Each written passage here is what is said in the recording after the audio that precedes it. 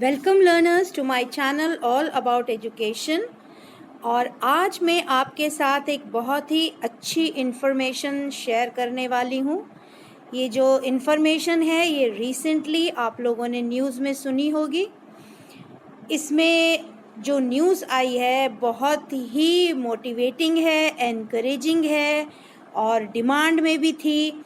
तो वो है pursuing two academic programmes simultaneously, यानी कि यूजीसी के चेयरमैन जगदीश कुमार ने इस चीज़ को अलाउ कर दिया है। यूजीसी ने कुछ गाइडलाइंस की मदद से ये अलाउ किया है कि कोई भी छात्र या छात्रा दो शैक्षिक प्रोग्राम को परस्यू कर सकती है साथ साथ। पहले ऐसा नहीं था learners. Before this declaration, only one course, regular course, and one online, and that too diploma, etc., could have been pursued. But now you can pursue two full-fledged degree courses, two fledged academic programs simultaneously.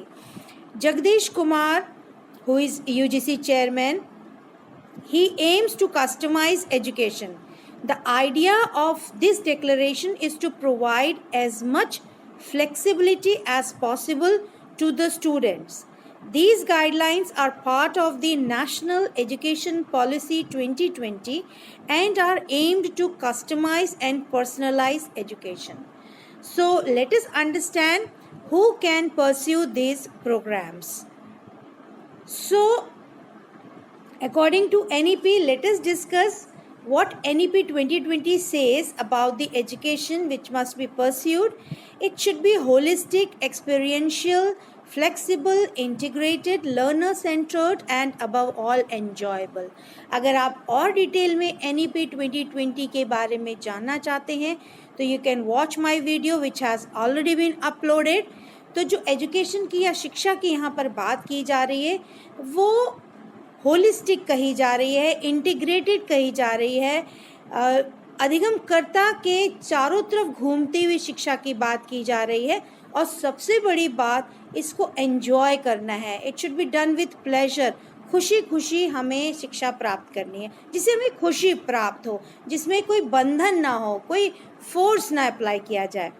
So that is what NEP 2020 says. It envisions to enable creative combination of disciplines to study. एक और बहुत अच्छी बात NEP ने कही है वो ये कि कोई भी स्टूडेंट किसी भी विषय को या विषय का अध्ययन कर सकता है और विषयों का कॉम्बिनेशन अगर उसको बनाना हो तो वो इस मामले में सृजनात्मक हो सकता है, क्रिएटिव हो सकता है। यानी कि अगर आप बीए कर रहे हैं तो अगर आपको बीकॉम करना है तो ओके विद इट, आप कर सकते हैं। पहले ऐसा नहीं था। So it offers multiple entry and exit points so as to encourage life long learning and interdisciplinary thinking. So learners आजकल इंटरडिसिप्लिनरी यानी कि अंतर विषयी, यानी कि जो हमारा अनुशासन यहाँ पे ध्यान रखें लर्नर्स, अनुशासन के यहाँ पे मतलब उस डिसिप्लिन से नहीं है। यहाँ डिसिप्लिन का मतलब होता है सब्जेक्ट, विषय, वो क्षेत्र। सो आज की तारीख में इंटरडिसिप्लिनरी स्टडीज़ की बहुत बात की जा रही है। यानी कि अगर आप साइंस के स्टूडेंट हैं, that does not mean you should not study about humanities, you should not study about art stream. तो आप पढ़ सकते हैं, आप कला विषय में भी पढ़ सकते हैं अगर आप विज्ञान विषय के स्टूडेंट हैं तो इस मामले में कौन हमारी मदद कर सकता है? यूजुअली जो बात कही गई है 2 डिग्रीज की वो ग्रेजुएट और पोस्ट ग्रेजुएट प्रोग्राम के लिए, यानी कि स्नातक और स्नातकोत्तर कार्यक्रम के लिए बात की गई है। तो इसमें कौन आ जाते हैं? Higher educational institutions.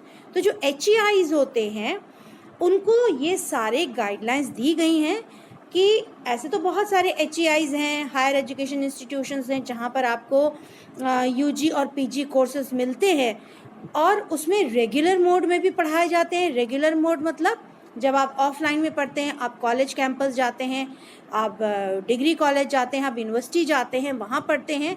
And another one is distance course, यानी कि ओपन एंड डिस्टेंस लर्निंग में इट इज़ ऑनलाइन मोड, इसमें कोई फॉर्मेलिटी की बात नहीं होती है, आप आराम से वही डिग्री का एजुकेशन ऑनलाइन माध्यम से प्राप्त कर सकते हैं, जिसको ODL कहा जाता है। तो बहुत सारे ऐसे हायर एजुकेशनल इंस्टीट्यूशन इन प्रोग्राम्स को चलाते हैं, इट में भी ऑफलाइन और ऑनलाइन, बट इन जो भी ये हायर एजुकेशन होते हैं ये रिकग्नाइज्ड होने चाहिए। अनरिकग्नाइज्ड कॉलेजेस या यूनिवर्सिटीज से आप ना पढ़ें तो बेहतर होगा। Online education programmes have provided immense opportunity. ये जो आया है ODL, ये इसने बहुत सारे अवसर प्रदान कर दिए हमारे बच्चों को शिक्षा के लिए। सो NEP ने कहा है कि आप दोनों फॉर्मल एंड नॉन फॉर्मल, औपचारिक और अनौपचारिक दोनों प्रकार के माध्यमों का प्रयोग कर सकते हैं डिग्री प्राप्त करने के लिए। So what are the objectives of NEP 2020? जो बार बार बात मैं कह रही हूँ कि ये जो 2 डिग्री की बात आ रही है वो ये कहती है NEP कि ये डिफ्रेंसिएशन क्यों है, ये अंतर क्यों है आर्ट साइड और साइंस साइड। आप इनके बीच का जो डिफरेंस है उसको डाइल्यूट करिए, उसको कम करिए। इससे ऐसा नहीं होना चाहिए कि साइंस साइड वाला आर्ट्स नहीं पढ़ सकता, आर्ट साइड वाला साइंस के विषय नहीं पढ़ सकता। So there should be multidisciplinary approach, interdisciplinary approach, holistic approach, so that students can choose subjects from the disciplines of their interest. The discipline can be art, science, humanities, languages, etc. So NEP says that prepare students for economic independence. पता नहीं कब आपको arts के विषय से मदद मिल जाए, कब आपको साइंस के विषय से मदद मिल जाए. So this is what NEP says. Now going on to the guidelines by UGC, Jagadish Kumar, UGC chairman, says that as announced in the new NEP, and in order to allow students to acquire multiple skills, the UGC has come up with new guidelines to allow a candidate to pursue 2 degree programs simultaneously. The degrees can either be pursued from the same or different universities. तो जगदीश कुमार कहते हैं कि आप 2 degrees उसी universities, जिस university में आप पढ़ रहे हैं वहाँ से ले सकते हैं या अलग अलग 2 यूनिवर्सिटी से ले सकते हैं. So the students can pursue 2 full-time academic programs offline, or it can be 1 offline and 1 online, or it can be both online. So in this way you can pursue your both degrees in which you are interested. But please remember learners, जो भी institution आप चुने, जो भी university आप चुने, that should be recognized by UGC, Statutory Council और Government of India. एक और चीज़ जो अब आया है, जो अब लागू हो रहा है, डुअल डिग्री का प्रोग्राम, अगर किसी ने पहले किया है, पहले इन द सेंस कि अगर आपने रेट्रोस्पेक्टिव बेनिफिट्स लेने की कोशिश करी, यानी कि अगर आपने 2021 में किया है या 2020 में किया है या 1999 में किया है, तो आप ये नहीं कह सकते कि मेरे दोनों डिग्री को रिकग्नाइज कीजिए. No, you cannot say that. You cannot avail retrospective benefits for this. तो यही बात जो UGC चेयरमैन है उन्होंने कही है. एक बात ज़रूर उन्होंने कही है, उनका एक इंटरव्यू आज के पेपर में, यानी कि आज टाइम्स ऑफ इंडिया में उन्होंने एक इंटरव्यू दिया है जिसमें उनका कहना है कि उनसे पूछा गया कि 2 डिग्री में बहुत मेहनत तो नहीं पड़ जाएगी, 2 डिग्री बहुत मुश्किल तो नहीं हो जाएगी.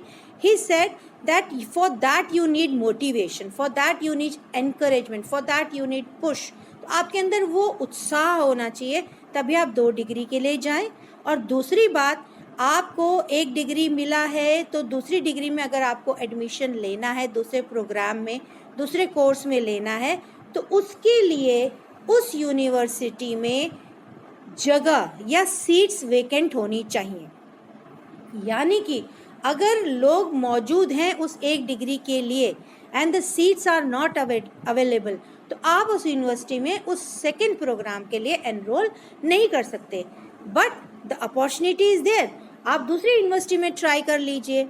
एक ये बात कही. दूसरी जो बहुत महत्वपूर्ण बात ये कही कि अगर आप किसी एक यूनिवर्सिटी में या 2 यूनिवर्सिटी में दो प्रोग्राम्स लेते हैं तो उनका जो क्लासेस का टाइमिंग है वो क्लैश नहीं होना चाहिए, क्लासेस ओवरलैप नहीं होनी चाहिए। अगर ऐसा होता है तो आपको एक प्रोग्राम छोड़ना पड़ेगा। So this is what has been given as guidelines. So the program will be implemented from the current academic year 2022-2023. तो ये जो academic session है 22-23 में ये लागू हो जाएगा। अब कौन नहीं कर सकता, याद रखें learners, this cannot be pursued by MPhil and PhD with MPhil and PhD program. अगर आप MPhil कर रहे हैं या आप PhD कर रहे हैं तब आप दूसरी डिग्री में एनरोल नहीं हो सकते। जब आप कंप्लीट कर लें, क्योंकि दोनों चाहे एमफिल हो चाहे पीएचडी हो, ये रिसर्च बेस्ड प्रोग्राम्स होते हैं, ये रिसर्च बेस्ड डिग्री होती है, इसलिए इसमें अलाउ नहीं किया है यूजीसी ने। So this is the basic thing you should remember. So I hope आपको समझ में आ गया होगा कि आप आज की तारीख में किस तरह से डुअल डिग्री प्रोग्राम का फ़ायदा ले सकते हैं। अगर आपको ये वीडियो अच्छा लगा हो तो ज़रूर इसको लाइक, शेयर और सब्सक्राइब करें मेरे चैनल को। Thank you all for watching.